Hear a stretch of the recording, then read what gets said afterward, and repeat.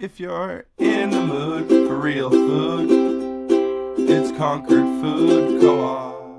All right, happy Friday. Welcome. It is Nazzy from the Pulse of New Hampshire. Welcome to the Concord Co-op Community Connections. Joining me as always, it's Miss Kim Brandis from the Concord Food Co-op. How have you been, Kim? We missed you. I'm good. I had a nice vacation, but now I'm back. That's right, back to work. And we have got a very, very important and awesome special guest joining us today. Why don't you introduce this young lady? Sure. We have Jen Pearson, and she is the Executive Director for the Crisis Center of Central New Hampshire. Welcome, Jen. Thank you, Nazzy. Thank you, Kim. Thank you, everyone. I'm excited to be here. I just want to let you know, Jen, I'm still trying to recover from the Wham event we had a few weeks ago, where I don't know if anybody saw these pictures, but I had on these like 3-inch high heels, and it was just really cool to be able to represent everything that's going on. But everybody fails in comparison to what Dana Dexter had on this year. Jen, describe his shoes this year, what he wore. Dana Dexter had on platform clear stiletto shoes that lit up every LEDs. time he took a step. LEDs. Yep. Every year, Dana, he is in competition with just one person. That's himself. And he has to outdo what he did the year before. But what I love about the Crisis Center is the message, and why Dana and why the rest of Concord PD is part of this. So Jen, tell us a little bit about what you guys do at the Crisis Center. Absolutely. So the Crisis Center of Central New Hampshire is one of 10 or 12 crisis centers in New Hampshire, and we serve Merrimack County. So we are the local domestic violence, sexual violence, and human trafficking agency. And we provide emotional support, personal advocacy, crisis counseling, hospital accompaniment, court accompaniment, emergency financial assistance, housing assistance, emergency shelter. We are the largest domestic sexual violence shelter in the state with 21 beds. And we do support groups and a variety of other things. We are really fluid in our services. We do prevention education to schools throughout the county, as well as businesses as well. And we will tailor those to whatever your agency needs. It's amazing. And somebody had said it, that if you've never heard of the Crisis Center, that's probably a good thing, that you've never had to use it, which is a good thing, which means everything's going good. Before we get into questions, Jen, talk a little bit about Wham, the Walk a Mile in Her Shoes event that we did a few weeks ago. Yes. So October is Domestic Violence Awareness Month. So every October we do Walk a Mile in Her Shoes, and that's the first Wednesday of every October. And what we do is we shut down Main Street in Concord, and we do fundraising, peer-to-peer fundraising, teams get together, sponsorships. And the goal is really to get everybody out there. We encourage folks to wear high heels and walk that mile to, like Nazzy, to know what it's like to walk a mile in someone else's shoes. And it's really a camaraderie event. We have speakers. This year, Annie Custer joined us. Yes. We have prizes for the biggest team, the biggest fundraiser, individual fundraiser, team fundraiser, and the folks from Runner's Alley come every year and do the shoe judging.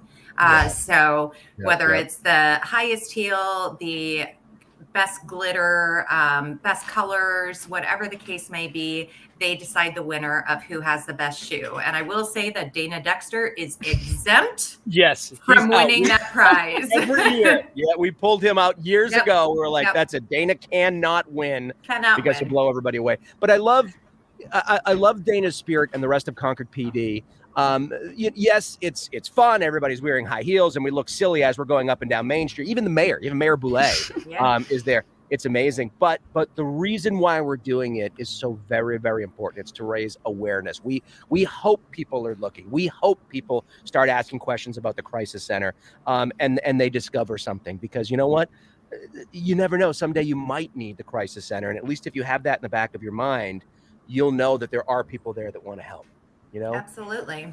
And, you know, 1 in 4 women and 1 in 7 men experience domestic violence in their lifetime. So it's really important that everyone has us on their radar, either us or one of our sister agencies, so that they know who to direct them to.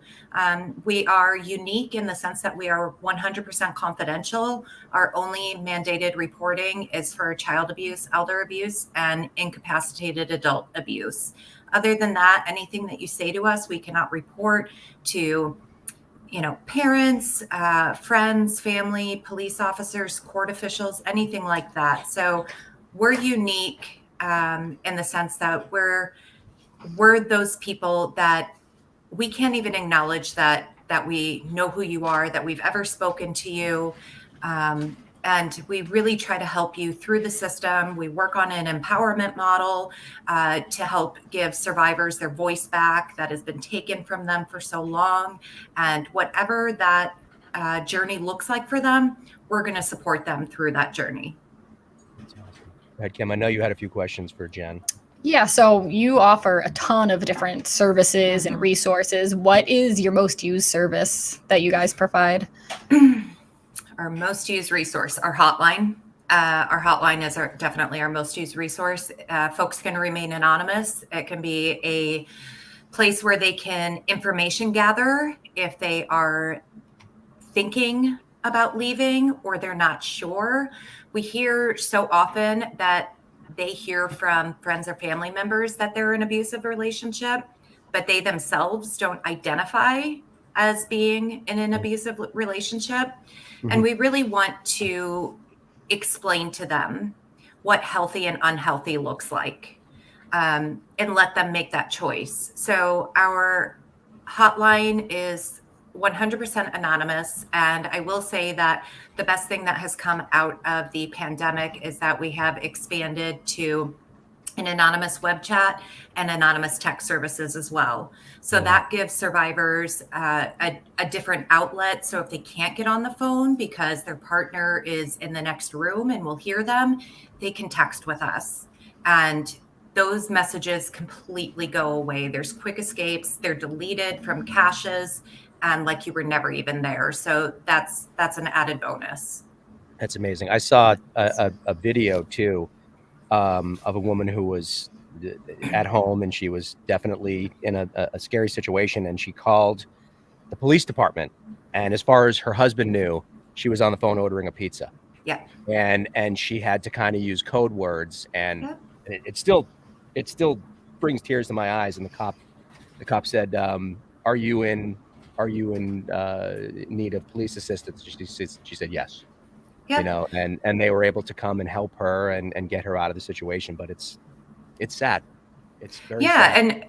But having those connections and being able to build with community partners, I mean, that's the same as us working with bars as well, and being able to train bartenders on, you know, special codes that people, if they're not comfortable with the person that they've just met, you know, we live in a very digital age, and people are meeting online all of the time. If they meet at a bar or a restaurant and they know that something is wrong, there's codes to be able to signal a bartender that I need help, so that the person that they're sitting next to does not know. So, I mean, there's a lot of collaboration that you wouldn't think, you know, throughout. I mean, even bars, you know, ordering a pizza through 911. It's really through community collaboration. Yeah. Grateful we have an organization such as that to help these people who are in trouble, that need a little bit of help, and they're afraid to ask for it. I'm grateful. Before we continue with the questioning, Kim, tell everybody the reason why we have Jen on today. This is an amazing thing that you have an opportunity to help this group. Yeah, so if you come into the co-op during the month of November, you can round it up at the register, and all the money raised will be sent over to the crisis center. That's amazing. That is absolutely amazing. Jen, where is this money going to go? So let's say you raise a couple $1,000s in November. Where does that money go? So we love unrestricted funding. All All of our funds are federal and state, and those are very, very restricted. And I don't think folks realize that, it is down to the letter on what we can use it for. And so the unrestricted funding, otherwise known as cash donations, such as the rounded up at the register, allows us the ability to help out in ways that federal and state grants don't.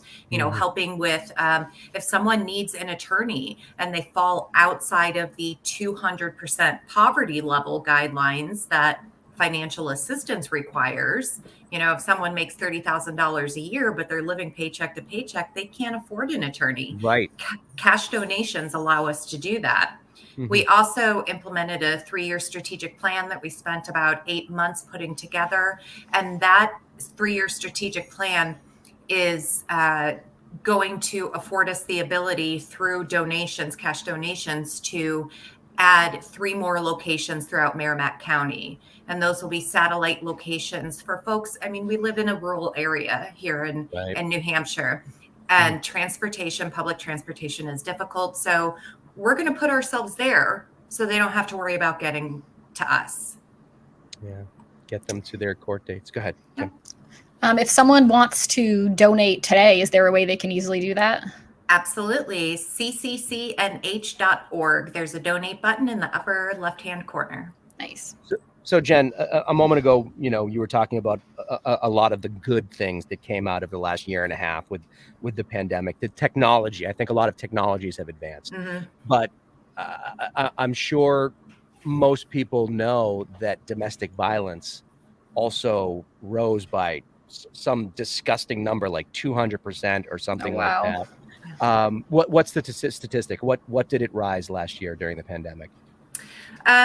I don't have the exact numbers for New Hampshire, but I can say that in 2020, when the pandemic was happening at its height, our agency alone for Merrimack County, we took about just over 6,600 phone calls. That doesn't include text, that doesn't include emails, chats, office appointments, hospital appointments, court appointments. That was just strictly phone calls. Wow.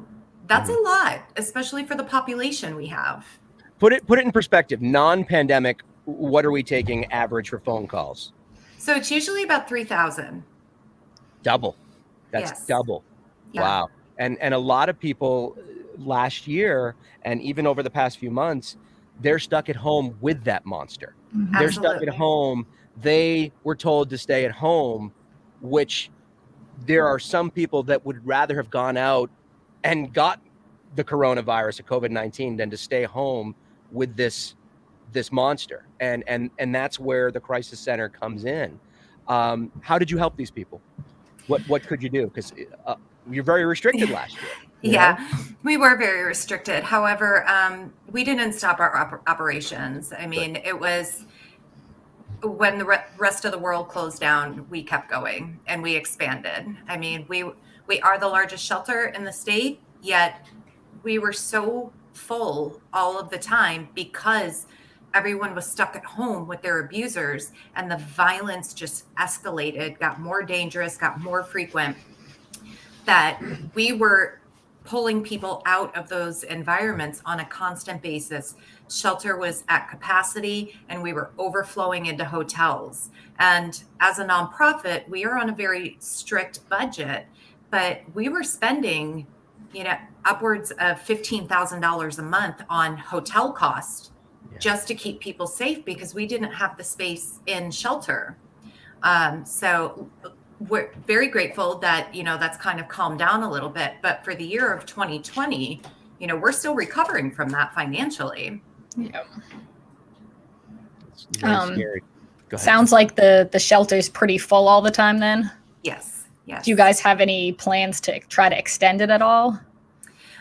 We just went through a renovation in 2018, in May 2018. So we did a renovation through Building on Hope, and we expanded from 13 beds to 21 beds.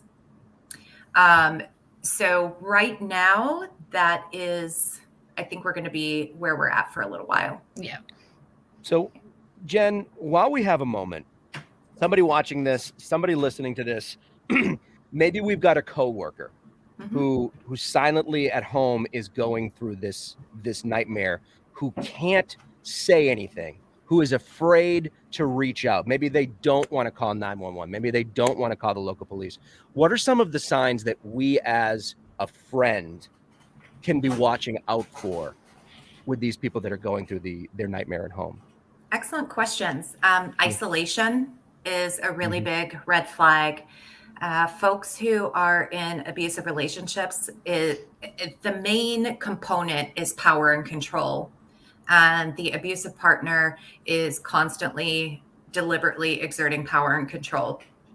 So if they have lost interest or stopped participating in things that they used to do, they feel obligated that they need to rush home and take care of certain things for their partner, or because their partner may get upset.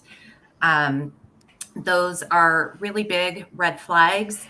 Apologizing for their partner's behavior is another really big red flag.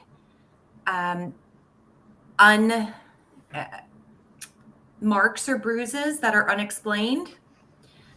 It's not always physical, so I don't want to give that impression that it's always physical. Some of the worst abuse is psychological, gaslighting, financial abuse is one of the things that we hear the most. They can't leave because they feel like they have no way to take care of themselves because the finances have been taken away from them, bank accounts have been taken away from them. And I would just let everyone know that money is not worth your safety or your children's safety. We will find a way to help. What can we do? So let's say we do see some of those signs, some of the flags go up. What can we do to help our friend? Give them our number. Give them our number.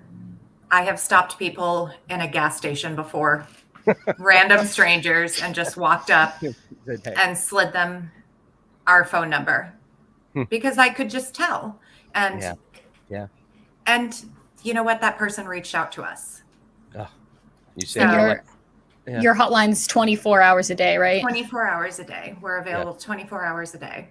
And one thing I want to say too is we're not just talking about men who are being the monsters. It can be the other way around. Absolutely. Absolutely can be the other way around, can it? Absolutely. You know, it's statistically, we use heteronormative language a lot when we talk about this because statistically that's what the stats say. But we assist men all the time whose abusers are women. So we do not have any biases. We help absolutely anyone regardless of gender, race, religion. Come to us. We help anyone. And just one more thing. Support. If you do know someone who you think may be going through this, just believe them and support them. Don't insert your opinion or share your life story or comparisons, because that's the difference. Yeah, that's the difference between empathy and sympathy. You know, empathy is just being completely non-judgmental and understanding. And I believe you. I'm sorry you're going through this. What can I do to help you? So believe them, no judgment, and offer them anything that they need. Compassion. Jen, please, one more time, give out the phone number and the website. We can find Absolutely. Our 24-hour hotline is 866-841-6229. You do not need to be in crisis to call. If you had a bad day at the grocery store, you can call us. You do not need to be a victim yourself. If you are worried about a friend or a family member, you can call us. And our website is www.cccnh.org. What a great conversation today, Kim. I'm so glad that you had Jen on to talk about this. Because it's, you know, like we said in the beginning, maybe not today, but someday, hopefully this conversation we had today sparks a memory in your brain and you save somebody's life. You help them out. As always, Kim, the final 30 seconds belong to you and the co-op. Take it away. Sure. So I just want to say, don't forget to come into the co-op during the month of November, round it up for the crisis center. And if you want to stay up to date with all things co-op, you can follow us on Facebook, Instagram, Twitter, and TikTok, or you can visit us online at www.concordfoodcoop.coop. And are we still doing curbside? Are we still doing? We're still doing curbside. You can order online and pick up curbside or get it delivered with DoorDash. I love it. Jen, thank you. Keep up the good work. Keep on being strong. Thank you so much for being here today. Thank you both very much. Have a great day. We'll talk to you next week. Concord Co-op Community Connections. If you're in the mood for real food, it's Concord Food Co-op.